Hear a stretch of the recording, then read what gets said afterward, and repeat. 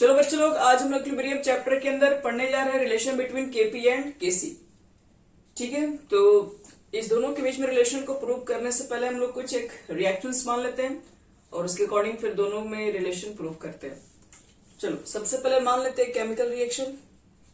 लिख रहे हैं let us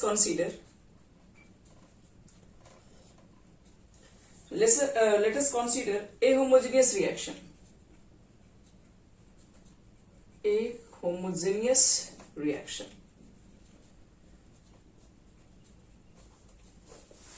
Let us consider a homogeneous reaction. Homogeneous reaction में देखो क्या मान ले रहे हैं, N1A प्लस सब गैसेस, आप गैसेस भी ब्रैकेट में लिख सकते हैं, मान लो गैसेस में ही माने, N2B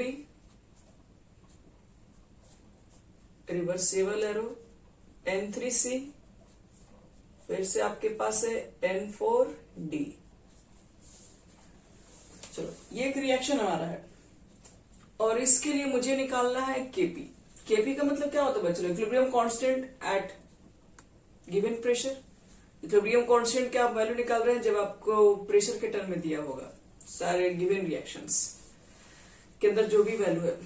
तो देखो अगर मुझे केपी निकालना है तो इसके लिए केपी क्या लिखेंगे हम लोग?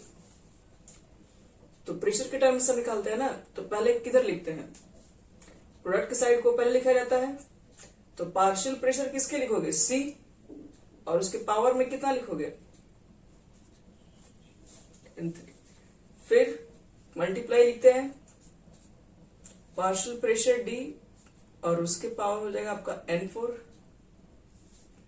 फिर इसी तरीके से नीचे आएगा पार्शियल प्रेशर PA, इसके पावर में लिखोगे N1, और पार्शियल प्रेशर B और इसके पावर में हो जाएगा N2।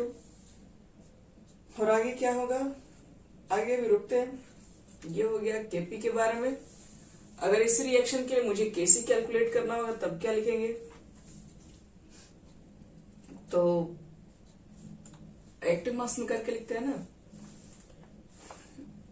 एक्टिव मास C कर देंगे, पावर में N3 लिख देंगे, एक्टिव मास D कर देंगे, पावर में N4 लिख देंगे, एक्टिव मास A पावर में N1 और एक्टिव मास B पावर में N2, और इसको इक्वेशन मान लो तुम लोग 2।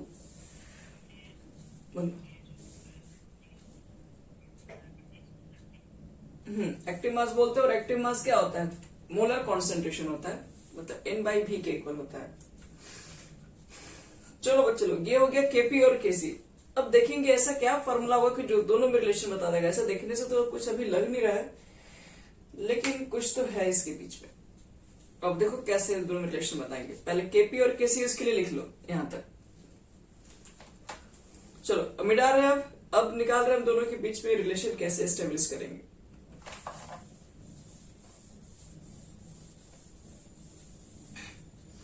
तो यहां देखिए 4 गैसेस, आपने गैसियस रिएक्शन को कंसीडर किया हुआ है, तो जाहिर सी बात है एक फॉर्मूला तो हम यूज ही कर सकते हैं, PV is equal to NRT।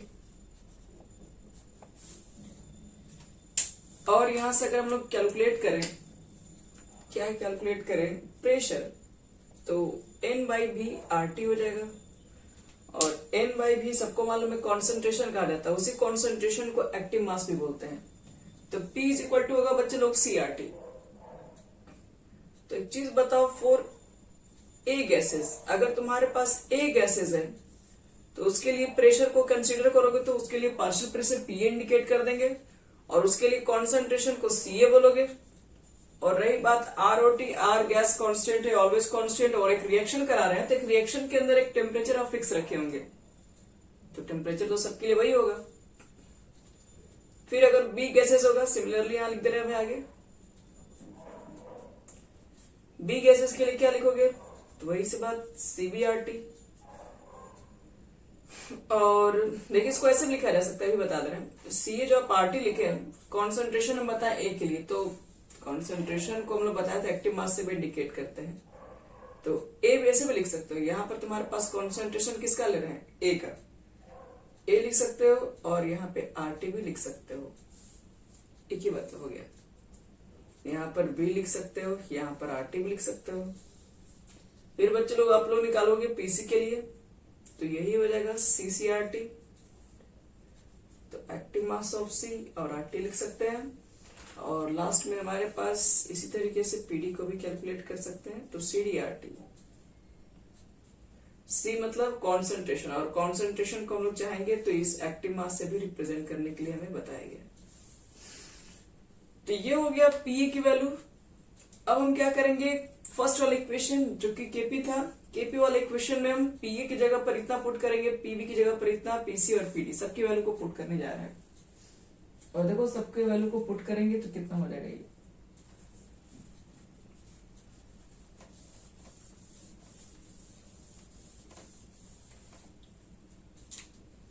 यहां देखिए केपी इज इक्वल टू कितना था, लिख देना putting the value in equation first. तो केपी हमारा कितना था, ऊपर में तो लिखे थे हम लोग पहले पीसी लिखे थे ना, तो पार्शियल प्रेशर सी, तो पार्शियल प्रेशर सी तुम्हारा कितना है, सी है, आरटी है, और इसके पावर में कितना था, N3। फिर पार्शियल प्रेशर क्या था, डी, तो डी लिखोगे, आरटी लिखोगे, पावर में लिखोगे N4। फिर क्या लिखोगे बच्चे लोग, कॉन्सेंट्रेशन ए लिखोगे, उसके पावर में N1, और कॉन्सेंट्रेशन बी लिखोगे। देखिए इतना आपका आना चाहिए, तो ये तो हम लोग को आ रहा है, समझ में आ जाएगा इतना।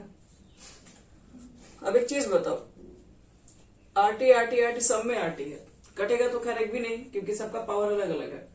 तो एक काम करते हैं, आरटी वाले को हम एक जगह ले रहे हैं और बाकी को एक जगह। तो C3 के पावर, एक्टिव मास C के पावर N3 हो जाएगा, एक्टिव मास D के पावर कितना हो जाएगा, N4। और मुझे बता सकते हो कि आरटी के पावर कितना होगा यहाँ पे, हाँ very good, N3 plus N4, क्योंकि यहां से हो गया पावर में N3 और यहां से हो गया पावर में N4, दोनों का बेस से में पावर ऐड हो जाएगा, तो N3 प्लस N4। सेम नीचे देखो, एक्टिव मास ऑफ ए के पावर में आ जाएगा N1, एक्टिव मास बी के पावर में आ जाएगा N2, और यहां पर जब आप आरटी निकालेंगे तो N1 प्लस N2, क्योंकि यहां से पावर N1 निकलेगा, यहां से पावर N2 निकलेगा, दोनों का बेस से में पावर को ऐड करोगे तो फिर से ये बोलो। अब थोड़ा बहुत तो आप लोग को समझ में आ रहा है कि रिलेशन तो दूर से दिख ही रहा है। केपी को आप यहां लिखें, अब देख रहे हो इसके बदले में क्या लिख सकते हैं, पूरे ब्रैकेट के बदले में, इस पूरे ब्रैकेट के बदले में कैसी हो गया, और ये हो गया आरटी के पावर क्या लिखोगे, तो दोनों का बेस से में कह रहे हैं, ए के पावर m बटे ए के पावर n, तो पावर क्या करते हैं, घटा देते हैं ना, N3 plus N4 minus N1 plus N2, और इतना आप लंबा पावर को लिखने में दिक्कत हो रहा है आपको, तो आप क्या करो, डेल्टा n लिख लो और नीचे से बता दो डेल्टा n है क्या। और ये हमारा हो गया केपी और केसी के बीच में एक बहुत ही बेहतरीन सा रिलेशन। तो लिख दो वेयर डेल्टा n, और अब डेल्टा n के साथ जी भी लिख दो। जी क्यों, क्योंकि एक आप गैसियस रिएक्शन के लिए सब कुछ काम कर रहे हैं, तो जी तो लिखना ही पड़ेगा। तो डेल्टा एन जी क्या लिखोगे, तो N3 प्लस N4 क्या है, तो मोल्स है, किसके मोल्स है, तो product. Delta N G is equal to क्या लिखोगे, टोटल मोल्स ऑफ, एक minute, total moles of product नहीं,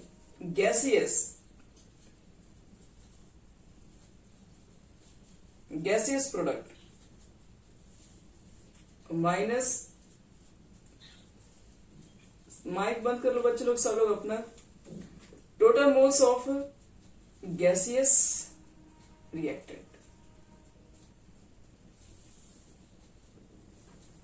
ध्यान रहे, डेल्टा एन जी आपके पास मोल्स ऑफ गैसियस प्रोडक्ट होता है और गैसियस रिएक्टेंट होता है। अब रिएक्शन के बीच में कहोगे अगर सॉलिड आ गया तो सॉलिड आ गया तो जीरो हो जाएगा, और क्या, वो गैसेस ही नहीं है। आपने जो PV is equal to NRT relation दिखाया वो गैसेस के लिए, सॉलिड के लिए थोड़ी ना वो है। तो याद रहे इस फॉर्मूला में केपी और केसी आपको निकल जाएगा। पता अगर आपके पास केपी है बच्चे लोग तो केसी भी निकाल सकते हैं, रही बात आर और टी की वैल्यू पुट कर देंगे तो निकल जाएगा। अब आर टी की वैल्यू कितना होगा, क्या होगा, चलिए वो भी देख ले रहे हैं। टेम्परेचर तो खैर क्वेश्चन में रहेगा, आर की वैल्यू आपको चेक करना है क्या रखें, क्योंकि आर के तो 4 वैल्यू होती है, यहाँ कौन सा पुट करें। तो यहाँ देखो आर के वैल्यू, आर को तो पहले गैस कांस्टेंट कहते हैं, याद रखिएगा, वो तो आप जानते भी हैं। 0.0821 एक ये होता है और एक 0.314 ये रखेंगे। तो डिपेंड करता है क्वेश्चन में क्या क्या है। ATM, litre, kelvin inverse, mole inverse, और यहाँ पर होता है joule, kelvin inverse, mole inverse. तो ज्यादातर तो ये दोनों वैल्यू यूज होता है। तो आपको चेक करना है क्वेश्चन में किसमें। चलो यहां तक बच्चे लोग सब लोग नोट कर लिए होंगे। अब इसको मिटाकर आपको हम बताने जा रहे हैं इसके अंदर कुछ questions.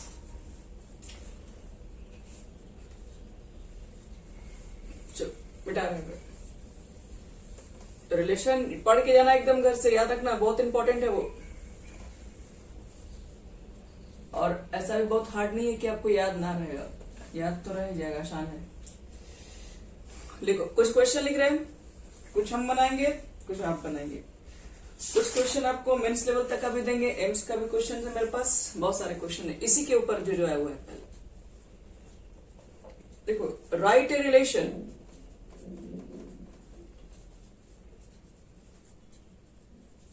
write a relation between Kp and Kc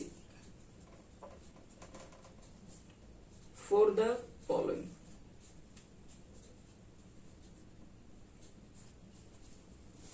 Kp और Kc में रिलेशन निकाला जा रहा है कुछ क्वेश्चन के लिए। तो पहला क्वेश्चन हमारा,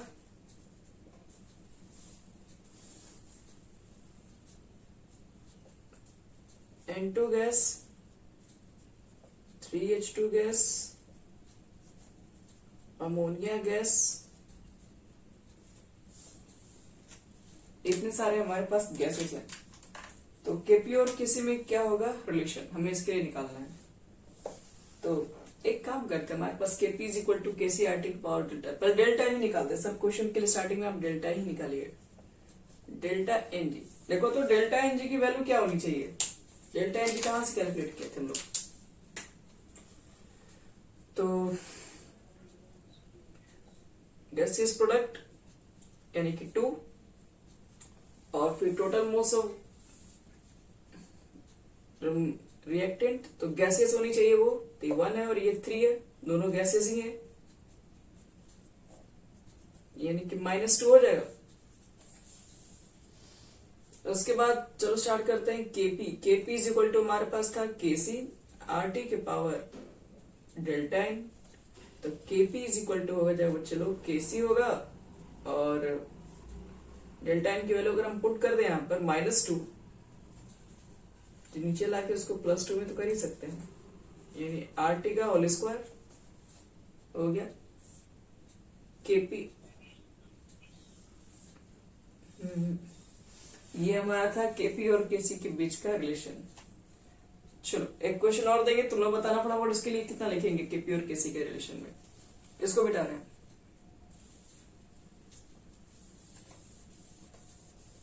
सेकंड क्वेश्चन देखो, सेकंड क्वेश्चन आपके पास है CaCO3। इसको हम लोग हीट किए और सबको मालूम है कि हीट होने पर क्या बनता है। दुनिया में हर कोना कोना का बच्चा जान चुका है अब तक कि क्या बनने वाला है। चलो इसमें अगर मुझे केपी और केसी रिलेशन निकालना है तो कितना लिखेंगे,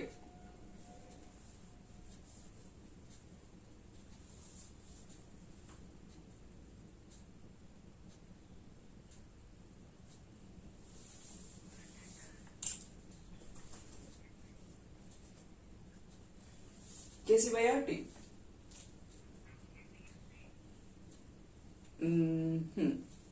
वेरी गुड।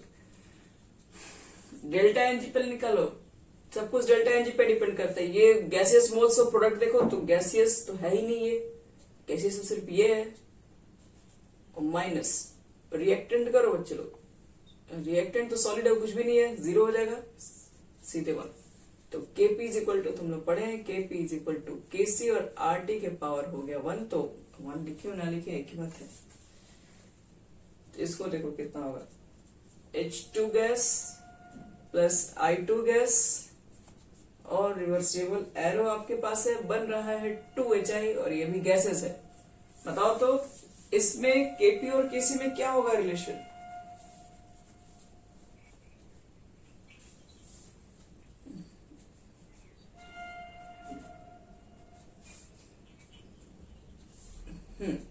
HI देख लो बच्चे लोग 2 मोल्स है, इधर देखोगे तो भी कुल मिला के 2 मोल्स है रिएक्टेंट में। तो gaseous moles of product minus gaseous moles of reactant निकालोगे तो आ जाएगा 0।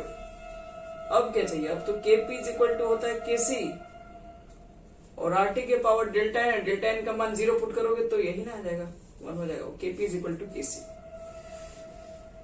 चलो एक क्वेश्चन दे रहे हैं, उसको भी ट्राई करो। और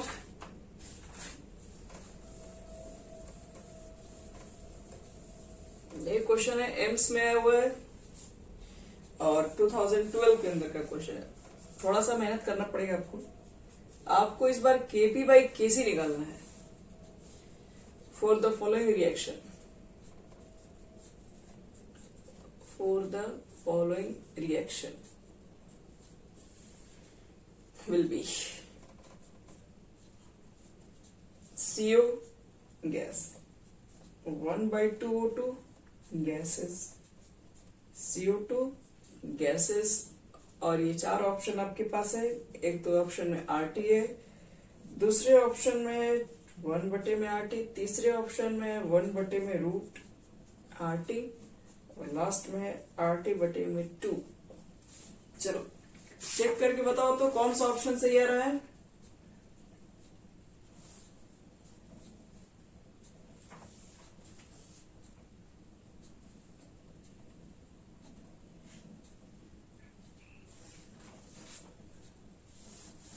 सबका सी है। देख लो बच्चे लोग, किसी को ऑब्जेक्शन वगैरह है तो ठीक है। तो सी आ रहा है तो फिर आप लोग बहुत बहादुर हैं, सही है। सी इसका आंसर होगा। पहले डेल्टा एन जी कितना आया है? ये हो गया 1 और ये हो गया 1 और ये हो गया 1/2, यानी कि प्रोडक्ट में तो 1 गैसियस मोल्स है, रिएक्टेंट में 1 + 1/2 कितना होता है? 3/2, यानी कि 2 में 3 गया, -1/2 आ जाएगा। तो Kp इज इक्वल टू आप लिखेंगे Kc और RT के पावर डेल्टा एन लिखोगे।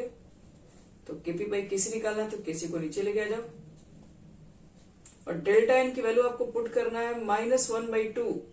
1/2 रहता तो बच्चे लोग उसको रूट बोलते हैं और माइनस में है तो पहले उसको प्लस में करने के लिए उसको बटे में लेके आ जाओ और 1/2 का मतलब ही होता है रूट लगा दो। यानी ऑप्शन नंबर सी आपका सही है। चलो अब बात करते हैं इसमें यूनिट कैसे लिखेंगे अब इसके। मान लो किसी न्यूमेरिकल के थ्रू मैंने कैलकुलेट किया Kp और Kc, तो यूनिट क्या लिखा जाए इसका? लिखिए unit of Kp and Kc।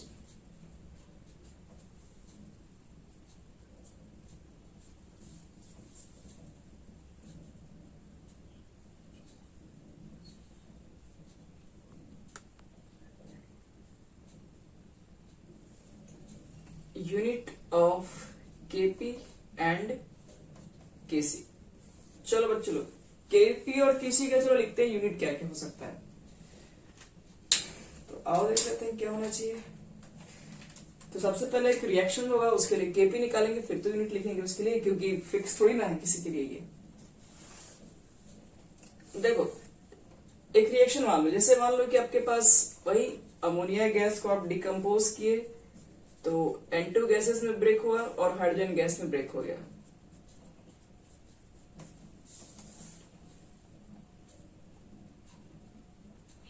N2 gas और हाइड्रोजन गैस में जब ये ब्रेक हुआ तब मुझे निकालना है इसके लिए Kp। तो Kp के लिए क्या लिखोगे? पार्शियल प्रेशर N2 प्रेशर और पार्शियल प्रेशर अमोनिया की पावर 2, इतना तो लिख ही दोगे। चलो अब बताओ कि निकाल तो रहे हो पार्शियल प्रेशर, आखिर है तो वो प्रेशर, और प्रेशर के लिए यूनिट क्या लिखा जाए? एटीएम लिख दो। एटीएम के पावर में 3 कर दो, एटीएम का स्क्वायर कर दो। अब कुल कितना एटीएम दिख रहा है?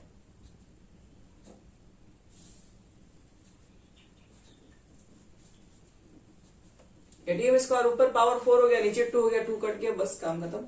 एटीएम स्क्वायर हो गया। ये हमारा हो गया एटीएम निकालने के लिए। अब अगर मुझे चाहिए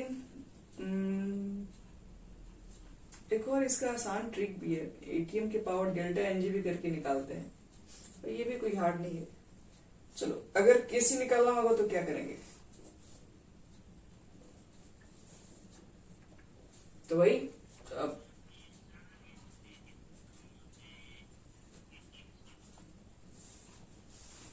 कुछ नहीं है तो एटीएम तो खैर रहेगा, इस सबको मान के चलेंगे हम। तो बाकी रिएक्शन में बार वगैरह लिखा रहेगा तो बार में लिख देंगे आंसर, पास्कल में रहेगा तो पास्कल में लिख देंगे। चलो इसके लिए क्या लिखोगे? ये एक्टिव मास है, एक्टिव मास को बोलते हैं कॉन्सेंट्रेशन, और कॉन्सेंट्रेशन का यूनिट होता है मोलारिटी, और मोलारिटी का यूनिट क्या लिखोगे? यानी मोल्स पर लीटर, यानी कि मोल लीटर इनवर्स हुआ इसके लिए। इसके लिए क्या लिखोगे? मोल के पावर 3 और लीटर इनवर्स है, मतलब लीटर के पावर हो गया -3, और ये मोल का स्क्वायर लीटर के पावर -2। कुल ये इतना हो जाएगा बच्चे लोग। और मोल स्क्वायर से कैंसिल करो, 2 कट गया, तो ऊपर तो बचेगा मोल स्क्वायर, क्योंकि ऊपर 4 मोल है, नीचे 2 मोल है, तो ऊपर तो मोल स्क्वायर लिखना तय है। नीचे कितना लिखोगे? वही सॉरी, अब लीटर कितना हो जाएगा? तो ऊपर में बेस में पावर को जोड़ो, -4, नीचे -2, यानी लीटर -2 हो जाएगा। चलो तो 2 क्वेश्चन दे रहे हैं आप लोग, फटाफट बताना है इसके लिए यूनिट क्या लिखेंगे हम लोग।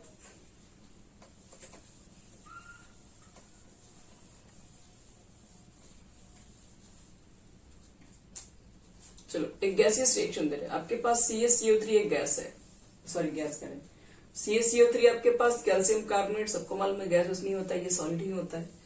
इसको हीट करने पर दुनिया का हर बच्चा जानता है क्या बन रहा है। और इसके बाद आपको बताना इसके लिए है कि यूनिट क्या लिखेंगे, किसके लिए? तो केपी के लिए बताओ। जब अगर मैंने केपी कैलकुलेट किया तो इसकी यूनिट क्या लिखेंगे वो बताना है। अगर मैंने केसी कैलकुलेट किया तो उसके लिए यूनिट क्या लिखेंगे वो बताइए।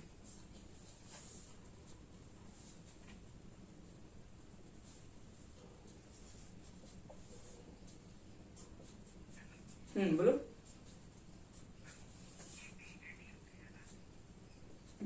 ठीक है,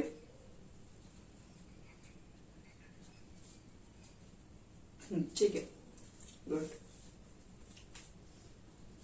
तुम लोग निकाल के चेक करो बच्चे लोग। ये हो गया वाटर लिक्विड, और ये हमारे पास हो गया अमोनियम आयन जो कि एक्वस के फॉर्म में रहेगा, हाइड्रोक्साइड आयन ये भी एक्वस के फॉर्म में। चलो इसके लिए भी निकालो क्या होगा।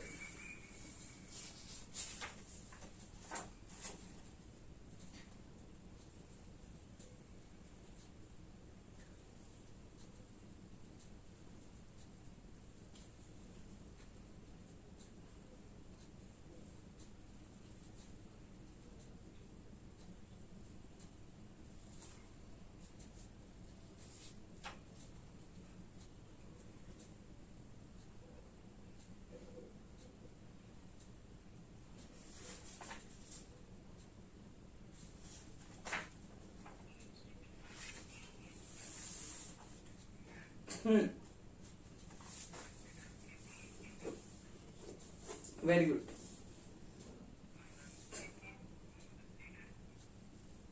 मोल लीटर बस, ठीक है। चलो बच्चों लोग हम दोनों बता दे रहे हैं आप लोगों को, ध्यान से देखिए। पहला क्वेश्चन के लिए केपी कैलकुलेट करोगे तो क्या लिखोगे इसमें? Partial pressure CO. अब जबकि खुद से समझ में आ रहा है ये प्योर सॉलिड है, प्योर सॉलिड है, ये सब का वैल्यू क्या हो जाएगा? 1 हो जाएगा। तो 1 हो जाएगा तो इसको कंसीडर करने की क्या जरूरत है? इसका तो प्रेशर रही बात, ये तो सॉलिड है, इसका प्रेशर क्या करोगे? इसके अंदर तो प्रेशर ही नहीं होगा, सिर्फ CO2 की वजह से प्रेशर यहाँ को पाई होगा। तो कितना हो जाएगा, तो ये तो बस एक ही प्रेशर है तो एटीएम ही लिखोगे सिर्फ। और अगर केसी निकालोगे तो सबको कॉन्सेंट्रेशन लिखोगे। अब सॉलिड के कॉन्सेंट्रेशन में कोई चेंजिंग आता नहीं है, बस थोड़ा बहुत भी होगा वो CO2 गैसेस की वजह से होगा, और एक ही CO2 गैस है तो बस मोल लीटर इनवर्स हो जाएगा। इस तरीके से अगर यहां पर आप कैलकुलेट करें केपी, तो यहां पर तो देखो 1% है। आप जानते हैं कि आप लिक्विड पे भी ज्यादा प्रेशर अप्लाई नहीं कर सकते, सॉरी लिक्विड भी ज्यादा कंप्रेस नहीं किया सकता है, तो लिक्विड है फिर से 1% है, तो इसके अंदर केपी तो कोई यूनिट ही नहीं आएगा। केपी का वैल्यू अगर निकालने की कोशिश करोगे तो केपी का मान क्या निकाल पाओगे, तो केपी की तो यहाँ बात ही नहीं करेंगे, सीधे केसी का बात करेंगे। और केसी में भी किसको किसको लिखोगे, तो active mass of ammonium ion लिखेंगे आप, active mass of hydroxide ion और active mass of ammonia. Water की एक्टिव मास लिखने की आवश्यकता नहीं है क्योंकि वाटर का कॉन्सेंट्रेशन यहाँ कांस्टेंट मान के चलेंगे, वो भी 1 मान के चलेंगे क्योंकि लिक्विड है और इसी के अंदर सारी चीज हो रही है रिएक्शन, तो हम लोग मान के चलते हैं इसकी वैल्यू कांस्टेंट है। रिएक्शन के अंदर कोई भी चेंजिंग नहीं है, इसके कॉन्सेंट्रेशन में कोई चेंजिंग ही नहीं तो क्या वैल्यू पुट करें, जितना पहले था अभी भी उतना ही है। तो इसलिए याद रखना इसमें सिर्फ यहां से देख के इसके यूनिट को लिखना है। तो 2 बार लिखा हुआ है क्या, 2 बार इस ब्रैकेट को लिखा गया, मतलब 2 बार मोल लीटर इनवर्स लिखा गया है, और नीचे 1 बार लिखा गया मोल लीटर इनवर्स, तो एक कट गया तो बचेगा सिर्फ मोल लीटर इनवर्स। चलो अब हेडिंग कीजिए calculation KP and KC.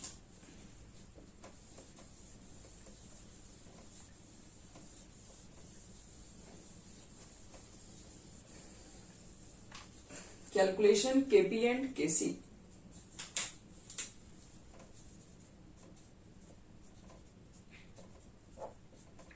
KP and KC. देखो बच्चे लोग इसको कैलकुलेशन कैसे करेंगे हम लोग, तो सबसे पहले बात कर ले रहे हैं केपी केसी में। केपी सबसे पहले बात करेंगे क्योंकि केपी अगर निकल गया तो क्या लगता है, केपी केसी का रिलेशन तो मेरे पास है, केपी का वैल्यू निकल गया, आरटी का वैल्यू मालूम कर लो, बटे में डिवाइड कर दो, केसी भी निकल जाएगा। तो किसी एक को भी अच्छे तरीके से अगर हमें पता करने आता है तो फिर दोनों निकल जाएगा। खैर आपको हम दोनों ही पता करने की सिखाएंगे। पहले देखो पार्शियल प्रेशर। पार्शियल प्रेशर किसे कहते हैं, एक बार बताए थे हम स्टेट ऑफ मैटर के अंदर, individual pressure of any gases, किसी भी गैस का जो इंडिविजुअल प्रेशर होता है in gaseous mixture is called partial pressure. देख लो तो बहुत आप भूल चुके हैं। The individual pressure of A gas in a gaseous mixture।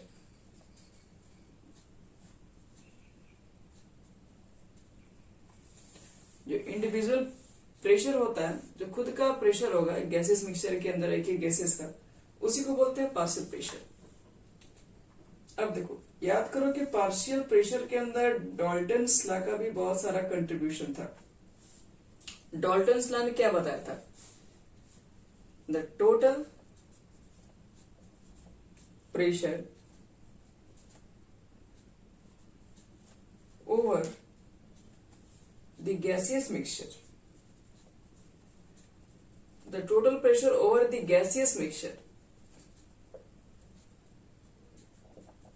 यानी कि जो टोटल प्रेशर लग रहा है गैसियस मिक्सचर के वो इक्वल होगा, is equal to the sum of partial pressure of each gases. हम लोग ने डॉल्टन्स लॉ को पढ़ा था, वो पूरी चीजें वहां पर अच्छे से एक्सप्लेन है। अगर कोई भूल गया है तो प्रीवियस वीडियो जाके देख सकता है, वहां पर सब मिल जाएगा। तो देखो तो डॉल्टन्स लॉ पार्शियल प्रेशर के बारे में अगर हम बात करेंगे तो according to Dalton's law total जो बच्चे लोग प्रेशर होता है उसमें जितने प्रेशर दिए होते हैं ना सबको आप ऐड कर देंगे। अगर आपके पास एक गैसियस सैंपल है इसमें बहुत सारा के गैसेस प्रेजेंट है, वो सारे पार्शियल प्रेशर को ऐड कर दोगे तो टोटल प्रेशर निकल जाएगा। और पार्शियल प्रेशर को निकालने के लिए फॉर्मूला याद है, पार्शियल प्रेशर कैसे निकालते थे,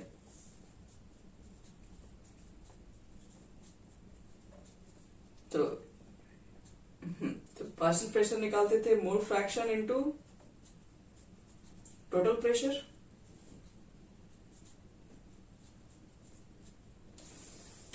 स्टेट ऑफ मैटर याद रखिए कि एक दूसरे से लेसन कनेक्टेड होता है। अगर आप पहले नहीं पढ़ेंगे, बीच में पढ़ेंगे तो कहीं ना कहीं प्रॉब्लम क्रिएट होगा, इसलिए आपको लाइन से लेसन पढ़ाया जाता है। अब कुछ से सोचो कि 3 चैप्टर अगर एग्जामिनेशन में आने वाले हैं, मगर आपको सिर्फ इधर से पढ़ाया और उधर से पढ़ाया डॉग सिलेक्शन, तो आपको समझ में कितना आएगा। अब पहले से पढ़े तब इसके बारे में आपको एक आइडिया हो रहा है। देखो पार्शियल प्रेशर निकालेंगे, अगर मैं इसको पी से इंडिकेट कर दूं तो मोल फ्रैक्शन बच्चे लोग एक्स से होगा, टोटल प्रेशर आपके पास पी होगा, पीटी लिख दो। ये होता है हमारे पास पार्शियल प्रेशर को निकालने के लिए फॉर्मूला। ये ऑलरेडी हम लोग पढ़ चुके हैं, बहुत सारे इसके ऊपर न्यूमेरिकल्स भी किए हुए। तो एक क्वेश्चन ले लेते हैं इसके ऊपर, ताकि एक क्वेश्चन अगर आपको पार्शियल प्रेशर, क्योंकि केपी कैसे निकालोगे, केपी निकालने के लिए पार्शियल प्रेशर का सबका वैल्यू पुट करना है, और पार्शियल प्रेशर ही आपको निकालने नहीं आ रहा है, तो आप वैल्यू कैसे पुट करेंगे। तो इसलिए पहले तो आपको पार्शियल प्रेशर क्या होता है वो बता दिए। डाल्टन ने पार्शियल प्रेशर को कैसे कैलकुलेट किया था, तो उन्होंने तो पहले बताया टोटल जो प्रेशर होता है वो इक्वल होता है sum of all partial pressure in a gaseous mixture, और पार्शियल प्रेशर को फिर हम लोग फाइनली कैलकुलेट करते हैं mole fraction into total pressure. ये कैसे एक्सप्रेशन निकला, ये चीजें पढ़ाया जा चुका है। अब देखो, अब एक छोटा सा क्वेश्चन इसी के ऊपर ले रहे हैं। मान लो कि एक क्वेश्चन ले रहे हैं, गैसियस मिक्सचर, एक हमारे पास गैसियस मिक्सचर है जिसके अंदर कंटेन क्या कंटेन है, तो 2 मोल N2, फिर है 4 मोल Cl2 प्लस 6 मोल हीलियम। तो फाइंड, क्या फाइंड करना है, तो पार्शियल प्रेशर N2, Cl2 और फिर क्या निकालोगे, हीलियम, ये निकालना है। और इफ दिया हुआ है क्या, टोटल प्रेशर क्वेश्चन में गिवन है 2.4 है, टोटल प्रेशर 2.4 है, तो ये तीनों का सेपरेट यानी पार्शियल प्रेशर बताना है कितना होगा। मोल्स कितना दिया हुआ है क्वेश्चन के अंदर वो क्लियर कर दिया है।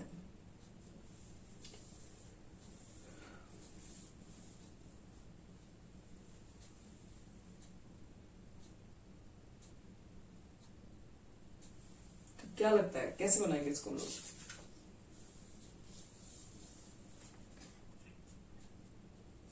अगर पार्शियल प्रेशर N2 निकालना है तो क्या लिखोगे, मोल fraction into total pressure. Mole fraction कैसे निकालते हैं, जिसका मोल फ्रैक्शन निकालना है उसके मोल्स को ऊपर रखते हैं। आपको मोल फ्रैक्शन N2 निकालना है तो N2 के मोल को ऊपर रख दो, नीचे टोटल मोल्स को ऐड करना होता है। 4 2 6 और 6 6 12 लिख दो। टोटल प्रेशर है 2.4। क्या लगता है इसको कितने बार में घटा सकते हैं हम लोग, 2 बार में 0 पॉइंट कितना हो जाएगा, 4 होगा। इसी तरीके से हम लोग पार्शियल प्रेशर कैलकुलेट कर सकते हैं, हीलियम का भी, क्लोरीन का भी।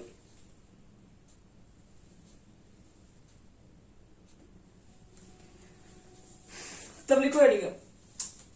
अब हम लोग लिखेंगे इसके अंदर कुछ इसकी प्रॉपर्टीज, यानी characteristics of equilibrium constant. Heading,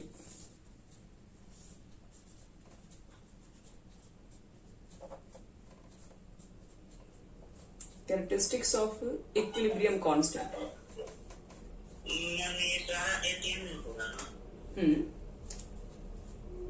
अभी तो हम केपी कैसे निकाल ही नहीं कर रहे हैं, वो प्रेशर ही सीधे निकाल रहे हैं।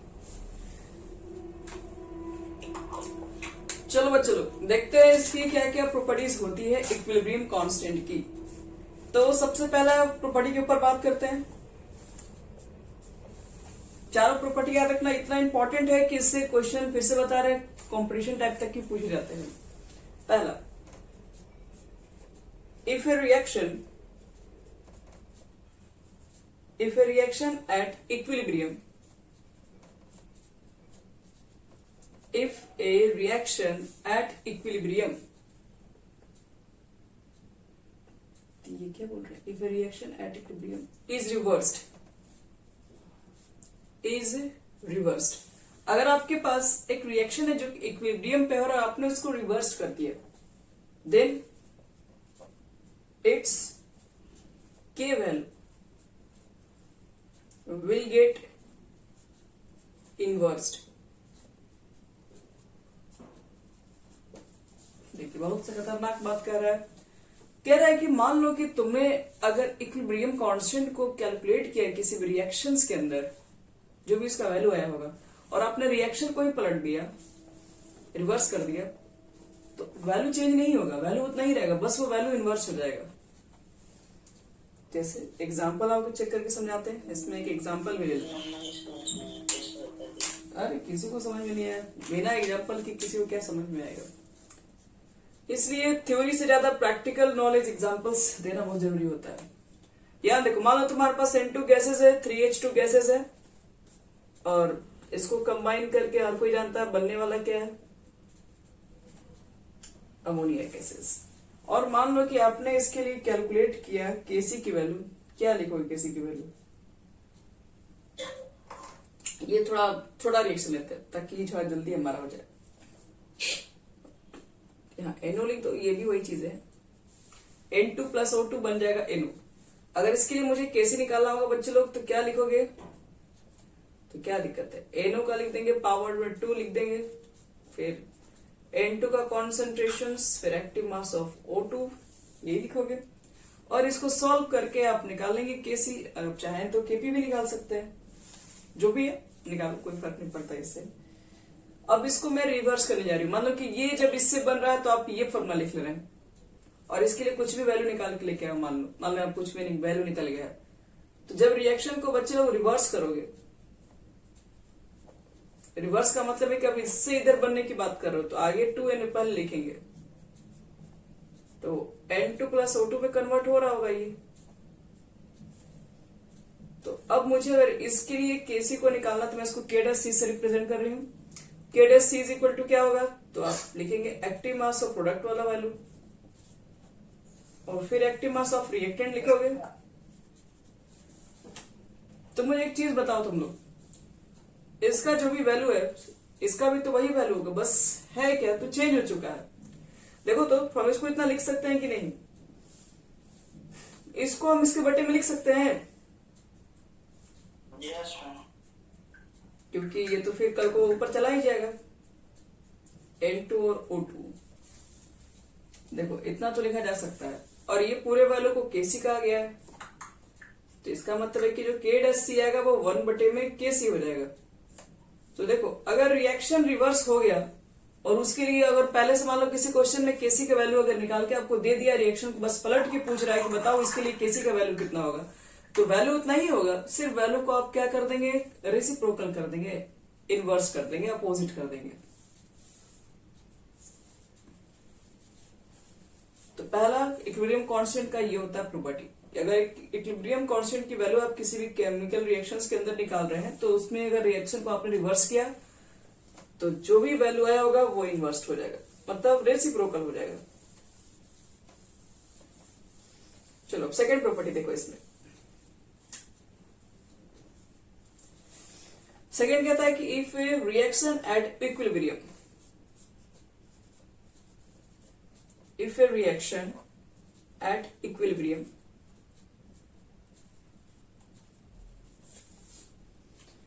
reaction at equilibrium is multiplied by a constant, is multiplied by a number, लिख दो, is multiplied by a number, that number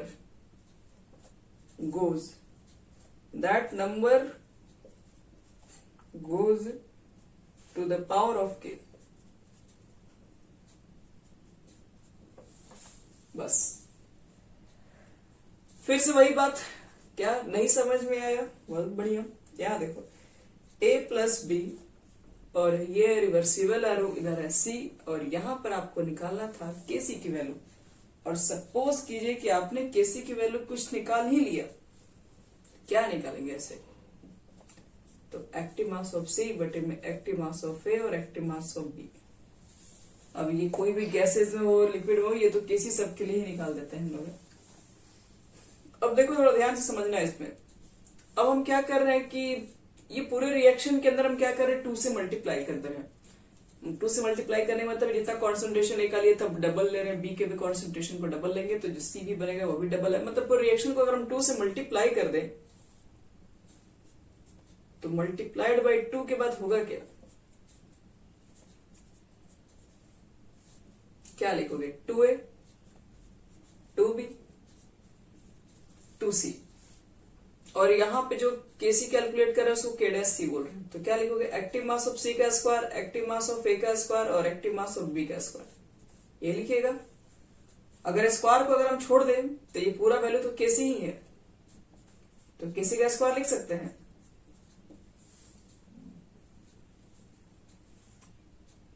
ठीक है बच्चे लोग, यहां तक केसी का स्क्वायर, क्योंकि स्क्वायर को सबको हटा के ऊपर 2 कर दोगे तो बाकी जो चीजें हो तो केसी के इक्वल हो जाएगा।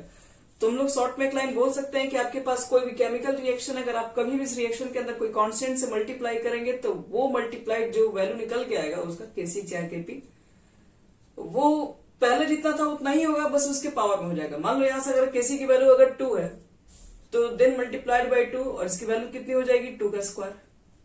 3 से आप मल्टीप्लाई करोगे तो 2 का क्यूब हो जाएगा, 4 से मल्टीप्लाई करोगे तो 4 होगा पावर में। मतलब जो भी केसी आप निकालेंगे और जिस नंबर से भी आप मल्टीप्लाइड करेंगे वो नंबर केसी का पावर में चला जाएगा, बस जो भी वैल्यू आ रहा है उसी के पावर में लिखेंगे उसको। चाहे वो डिवाइड करेंगे तो डिवाइड भी उसके पावर में जाएगा, अभी नहीं किसके ऊपर 1/2 से डिवाइड करेंगे तो केसी के पावर में 1/2 हो जाएगा। फिर चलिए एक और लास्ट है, इंपॉर्टेंट है, 3 है इसके अंदर प्रॉपर्टीज, उसके बाद इस पे 3 क्वेश्चन भी है, क्वेश्चन भी बहुत वीवीआई टाइप के हैं।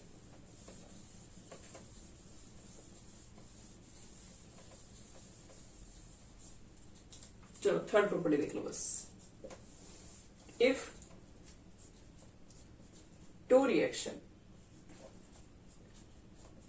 reaction are added or subtracted, if two reactions are added or subtracted together, then their K value will get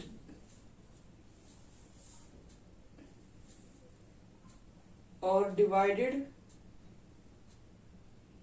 respectively। देखते हैं क्या मिलता है, रुक जाओ, इतना झोल झाल इसमें थोड़ा है। मान लो कि a प्लस देयर के वैल्यू विल गेट, देखो यहाँ पे 2 कंडीशन है। मान लो कि तुम 2 केमिकल रिएक्शन को ऐड कर रहे हो, सपोज करो तुम्हारे पास ये रिएक्शन है,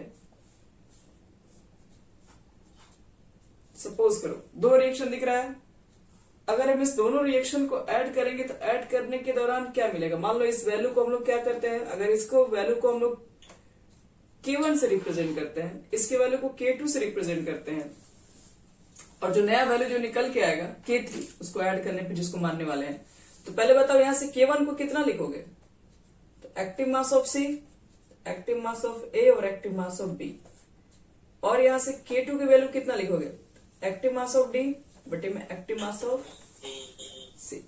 अब बताओ कि इस दोनों रिएक्शन को अगर हम बाय द वे ऐड कर देंगे तो क्या होगा, तो ऐड करोगे तो देखो, तो ये C इधर आए, इधर आएगा तो माइनस C हो जाएगा, C तो पूरा कैंसिल हो जाएगा, तो A प्लस B बचेगा, और इधर सिर्फ क्या बचेगा, D, C तो कैंसिल हो गया, और इसके इक्विलिब्रियम कांस्टेंट को K3 से इंडिकेट कर रहे हैं, तो K3 इज इक्वल टू क्या लिखोगे, तो देखो तो K3 इज इक्वल टू लिख सकते हैं active mass of D, active mass of A और एक्टिव मास ऑफ B। अब इसी को हम थोड़ा परफेक्ट तरीके से लिख रहे हैं, अच्छे से एक्सप्लेन करके। क्या लिख रहे हैं, तो देखो ध्यान से, हम लिख रहे हैं अपने मन से एक्टिव मास ऑफ C, कहोगे है ही नहीं, अब बोले थोड़ा सा सब्र कर लीजिए, फिर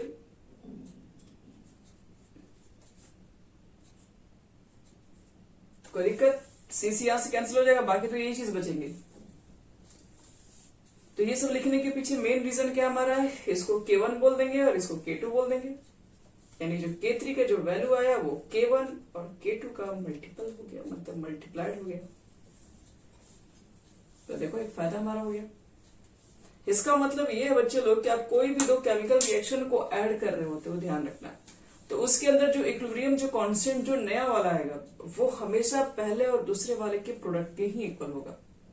अगर आप 3 रिएक्शन ऐड करोगे तो तीनों रिएक्शन का जो इक्विलिब्रियम कांस्टेंट आएगा वो तीनों के प्रोडक्ट के ही इक्वल आएगा। ये हमेशा फिक्स है। अब देखो इसमें अगर हम डिवाइड कर दिए तो मतलब सब्ट्रैक्ट कर दिए, तभी तो हम एडिशन किए थे, यहाँ पे एडिंग रूल अप्लाई किए थे। अगर सब्ट्रैक्ट कर दें तब क्या होगा वो भी चेक करा देते हैं आपको। सब्ट्रैक्ट करोगे तो माइनस लिखोगे, माइनस मतलब ए प्लस बी तो रहेगा बच्चे लोग, माइनस करोगे तो ये भी माइनस और ये भी माइनस, तो ये माइनस होगा तो हम इसको इधर लाके प्लस लिख दे रहे हैं, इसको इधर भेज के क्या लिख दे रहे हैं सी और सी 2C हो जाएगा। ये सबको समझ में आ गया घटाने पर क्या लिखे, थोड़ा डायरेक्ट लिखे हुए हैं। इसको माइनस करेंगे तो ये दोनों माइनस में आ जाएगा और ए प्लस बी पॉजिटिव है, तो ये निगेटिव था तो इधर भेज के पॉजिटिव, ये निगेटिव था इधर भेज के पॉजिटिव कर दिए और इसको K3 से रिप्रेजेंट कर रहे हैं। तो K3 इज इक्वल टू क्या लिखोगे C का स्क्वायर A B D। अब इसको हम क्या लिख सकते हैं, उसको मेरे को यही सोचना है इसमें। तो हम तो कह रहे हैं कि आप जो ये C है ना उसको 2 टाइम्स लिख दीजिए, 2 बार लिख दीजिए, थोड़ा आपको और भी बेहतर दिखाई पड़ेगा जो अभी तक नहीं दिख रहा होगा अच्छे से। देखो C बटे में AB यानी कि इसको केवल कह सकते हैं, तो इस C को अगर हम इसके नीचे लिख दें तो इसको फिर K2 भी बोल सकते हैं। बन गया हमारा खेल, यानी कि K3 इज इक्वल टू क्या आ जाएगा K1 बटे में K2 आ जाएगा। ध्यान रखें, इसका मतलब है कि आप 2 केमिकल रिएक्शंस को अगर घटा रहे हो तो उसका जो नया वाला इक्विलिब्रियम कांस्टेंट होगा वो दोनों के इक्विलिब्रियम कांस्टेंट के डिवीजन होगा, रेशियो होगा। तो चलो कुछ क्वेश्चंस दे रहे हैं करने के लिए। अभी तक जितने प्रॉपर्टी बताया उस पर 3 क्वेश्चंस हमारे पास हैं। इसके बाद हमारा ये चीजें कंप्लीट होगी। कल आपको बहुत इंपॉर्टेंट चीज हम बताएंगे कि न्यूमेरिकल्स यानी किसी भी केमिकल रिएक्शन में केपी को निकालते कैसे हैं, पूरा वैल्यू सहित न्यूमेरिकल पूरा रहेगा आपके पास।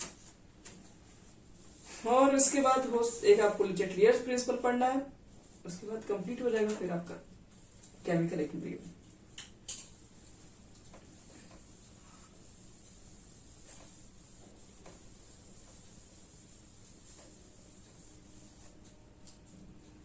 यहाँ देखो एक छोटा सा देखो सब लोग question,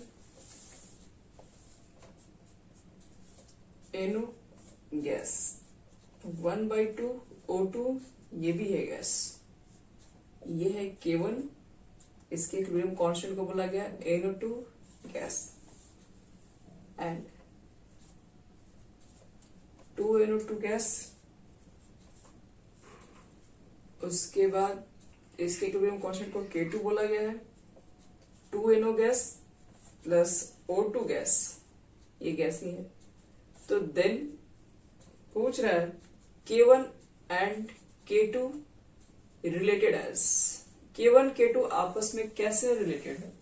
option number A K2 is equal to 1 बटे में K1, option number B K2 is equal to K1 बटे में K2 is equal to 1 by K1, option number C K2 is equal to 1 बटे में K1 square, option number D K2 is equal to K1 square. एक question हमारा ये है, इसको आप लोग ट्राई करेंगे और भेजेंगे आज। अगला क्वेश्चन,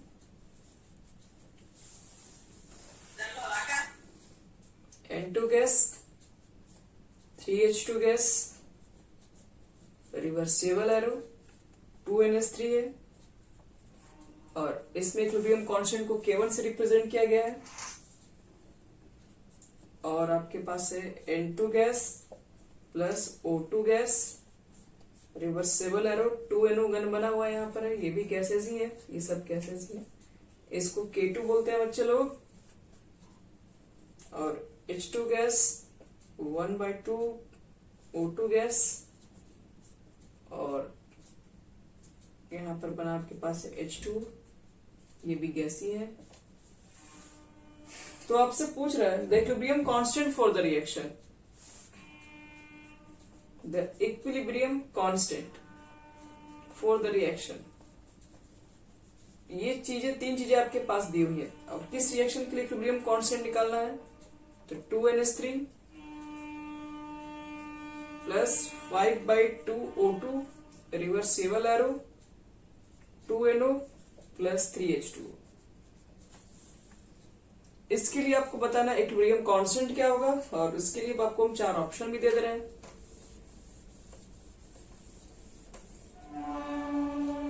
ऑप्शन नंबर हमारा फर्स्ट है K1 K2 by K3। Option number second है K1 K3 का square K2। Option number C है K2 K3 का क्यूब बटे में K1। और ऑप्शन नंबर जो डी है वो है K1 K2 K3। और एक लास्ट क्वेश्चन, ये सब क्वेश्चन बच्चे लोग कहीं ना कहीं आया हुआ एग्जाम में है। अब जो दे रहे हैं वो भी PMT में ही क्वेश्चन आया हुआ था। ये भी क्वेश्चन लिखो, फॉर द रिएक्शन आपके पास HI दिया हुआ है, गैसेज है, जिसमें यहाँ पर Kc की वैल्यू लिख दी गई है 8 है। 1/2 H2 गैस, 1/2 I2 ये भी गैस, और लिखा हुआ है the equilibrium constant for the reaction. आपको इक्विलिब्रियम कांस्टेंट बताना है किस रिएक्शन के लिए? तो H2 प्लस I2 और एरो के बाद है 2HI। Option 1/64, B option 32, C option 1/8, D option 1/16। चलिए, ये 3 क्वेश्चन आपको कैलकुलेट करना है। आपको बताना है कि इसका सही ऑप्शन क्या होना चाहिए, और सबको सेंड करना है। अगर नहीं बनेगा तो कल इसको फिर से बना देंगे।